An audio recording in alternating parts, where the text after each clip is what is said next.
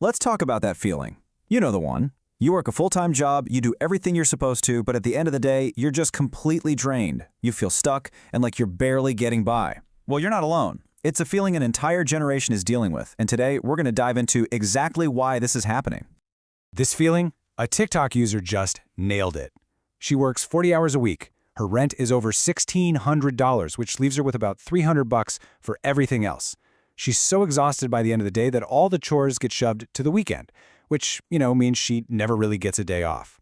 It's this vicious cycle of work, exhaustion, and feeling like you have zero time, money, or energy to actually live your life.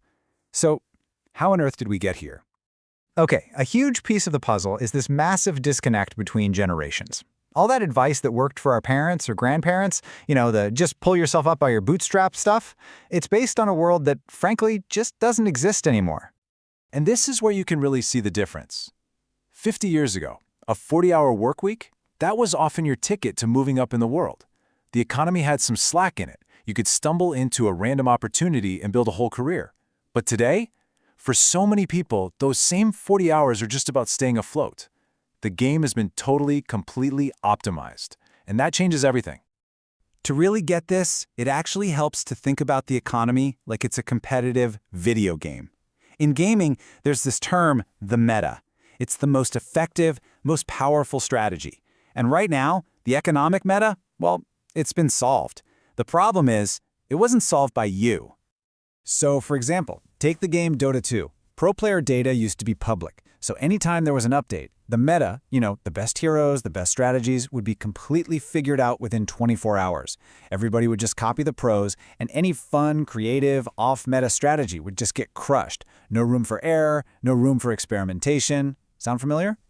So, and this is maybe the most important takeaway. If you feel like you're stuck, it's not that you're failing. You're playing against a system that has been min-maxed for absolute peak efficiency by huge entities with access to more data than we can even imagine. And this basically lays out the playbook. Large firms can use data to calculate the absolute highest rent they can charge and still keep a property full. Then, they know the bare minimum wage someone needs to just barely make that rent. And hiring? It's not about walking in with a resume anymore. It's an optimized funnel where you might have to apply to 1,000 jobs just to get one. All that random crap you could just fall into 30 years ago, it's gone.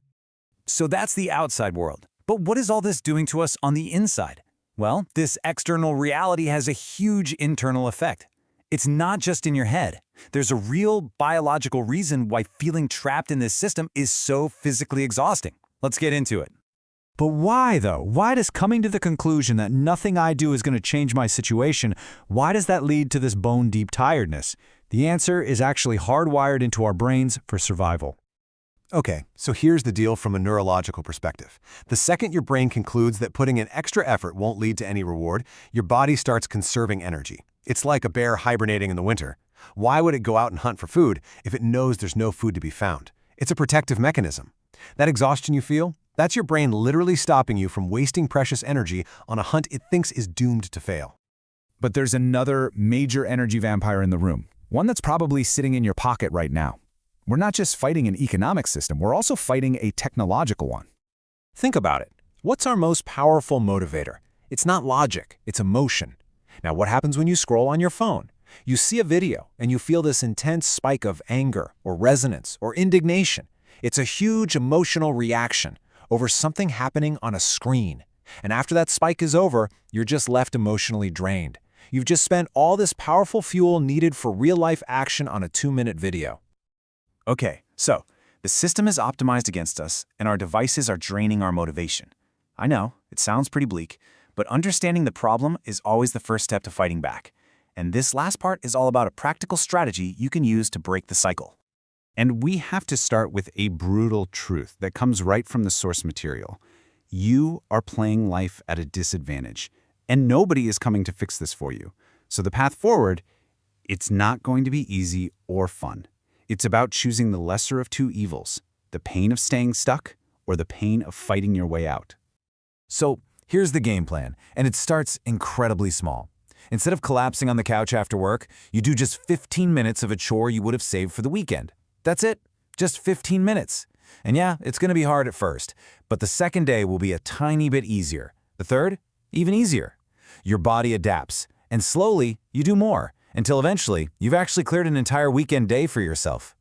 And that is where the magic happens. You start a positive feedback loop. Having one true day off gives you a little more energy for the week ahead. With that extra energy, maybe you can manage 20 minutes of chores, which gives you more free time, which gives you even more energy. You're actually reversing that downward spiral of exhaustion into an upward spiral of momentum and control. So yeah, the meta of the world has been figured out, and the odds can feel pretty stacked against us. But that doesn't mean you can't play the game. It just means the old strategies don't work anymore. The real question is, now that you know the rules of this new game, what's your new strategy going to be?